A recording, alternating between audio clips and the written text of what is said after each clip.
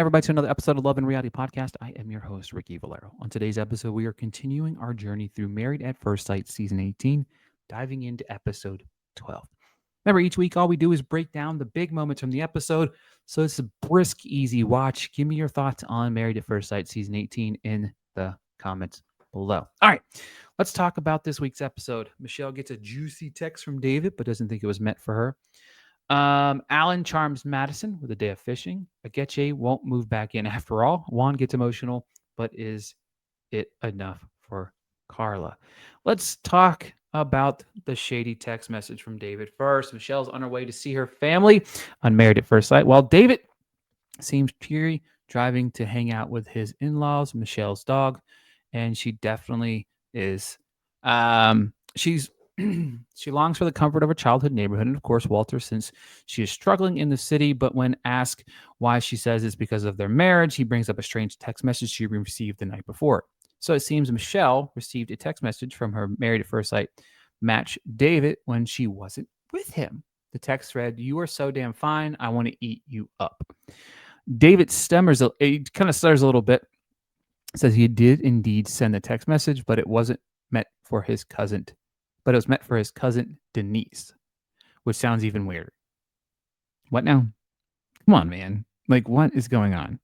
But he said it was a response to his cousin because she was sending a picture of delicious food she was chowing on in Chinatown, but Michelle is suspicious. So he said, "I want to eat you up," but he's talking about the food? David. Later on, Michelle confronts him about it. He sticks to his story. There's just some steamed dumplings on a plate. It doesn't make any sense. It says you. He does admit to text his ex. He does it text his exes, and even got coffee for one earlier in the day. In spite of Michelle having zero interest in this marriage and going the distance, she isn't down with this type of behavior. She knows it was another type of steamy buns he was referring to. So next week, she's going to investigate the text message by contacting his ex for receipts. That should be interesting. Very interesting. Alan is smitten by Madison, but she doesn't share the same attraction. The two bond a little bit more over Alan taking Madison to his favorite fishing spot, a place he came to clear his head and hang out with his dad while in his younger years. They share some childhood traumas. Al was in the middle of a long custody battle, and his dad was present but distant. Madison reveals trauma with her mom's poor parenting, particularly when her mom showed up for her birthday with a boyfriend and made a fool of herself. She also mourns the losing of her dear grandmother, who was a stable and loving presence. Alan has empathy, of course, and tries to build her up by telling her she won't have to repeat the bad patterns of her mom. So she had children of her own. Very sweet, charming moment between these two. One of the better moments I think we've had from them all season.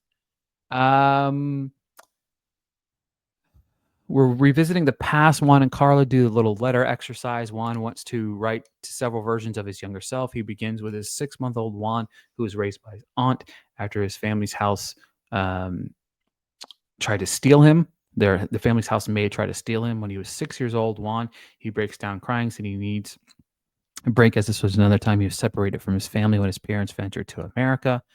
Then he writes a tough note to his teen Juan, as his family endured financial hardship in the U.S. and his father was diagnosed with cancer, but they rebounded and his father survived the illness. Carla gave him a hug, but it still kind of feels like not a husband and wife hug.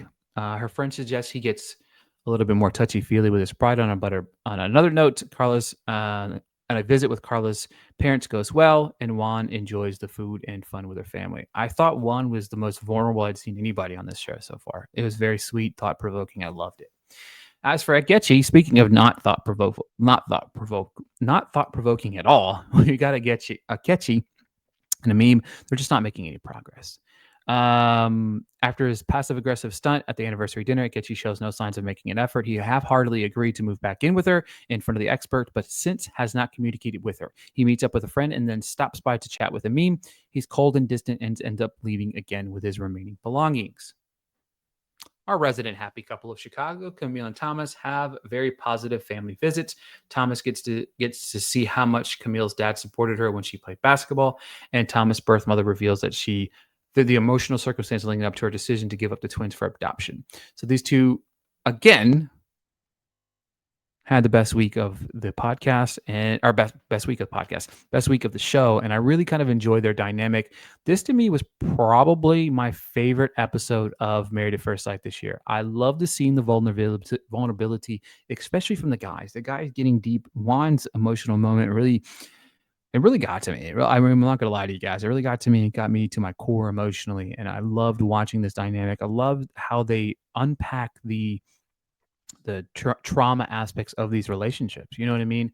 Um, I don't know. I again, to me, I thought it was a great episode.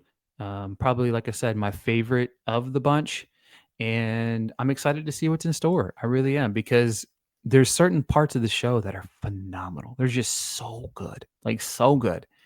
And then there's other times I'm like, I just want to put my head through a wall. But this is one of those weeks where I really enjoyed the episode. So that's it for this week's episode of the Married at First Sight recap, season 8, episode 12. Let me know what you guys think about it in the comments below.